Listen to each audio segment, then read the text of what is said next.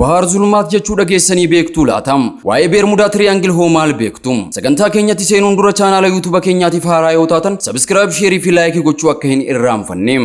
Iddoon addunyaa irraa sodaachisaa ta'e kun Bermudaa Triangle jedhamuudhaan beekama. Bermudaan Ameerikaa kaabaa kutaa Filooriidaan gad kan taate garba Atlaantikii keessatti kan argamudha. Gadi fageenyi isaa meetira 8,380tti kan tilmaamamu yoo ta'u, bal'inni inni hammatu immoo miilii 40 ta'a jedhamee dubbatama.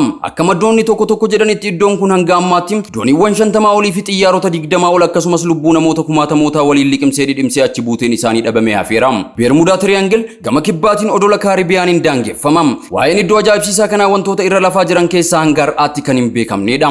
Akka gabaasni tokko odeessutti iddoo kana yeroo jalqabaatiif namni arge bara 1449 keessa namticha Christopher Columbus jedhamudha. Abuurtichi Christopher Columbus osoo addunyaa irra naanna'uu bakka kana arguun yaadannoo akkana jedhu barreessee ture. Fageenya irraa ifa keessummaa ta'etu samii irraa gadi laboobee mul'ata. Humni naannoo sana jirus agarsiiftuu kallattii yookiin koompaasii ofiisaan naannessa jechuun barruusaa irratti barreesse.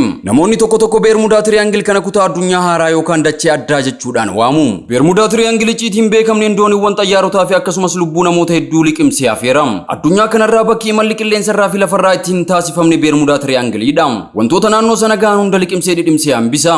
Egaa waa'een bakka kanaa qorattootaa fi saayintistoota hedduudhaaf madda dhukkubbii mataa ta'eera. Dhugaa iddoo kanaa qoratanii irra ga'uus dadhabaniiru. Garuu ogeessonni tokko tilmaamaan yoo ibsan naannoo sana harkisni maagneetii humni elektirisiitii duumessa guddaa qabu waan jiruuf humna xayyaaraa fi dooniiwwanii danquu danda'a. Humni uumamaa hin beekamne UFO jedhamu bakka sana qubateeras jedhu. Bubbeen guddaan addunyaa kanaa Hurricane jedhamu naannoo sana jiraachuu danda'a. Garba keessa lagni saffisa guddaa qabu waan jiruuf xayyaaraa fi dooniiwwan harkisee fudhata. Albuudni meetiin haayidirees jedhamu garba sana keessatti waan argamuuf rukkina yookiin deensiitii bishaanii hir'isuun doonii liqimsa. Mandhee shayxaanaa yookiin iddoo shayxaanni guddaan addunyaa kanaa itti hidhamee jiru ta'uu danda'a jechuudhaan qorattoonni hedduunis tilmaama isaanii kaahaniiru. Waa'ee iddoo kanaa ilmi namaa sirriitti beekuu hin dandeenye. Dhugaa iddoo sanaa fi ajaa'iba uumaa Bermudaa Triangle rabbii tokkicha kan iddoo ajaa'ibaa kana uume qofatu beeka.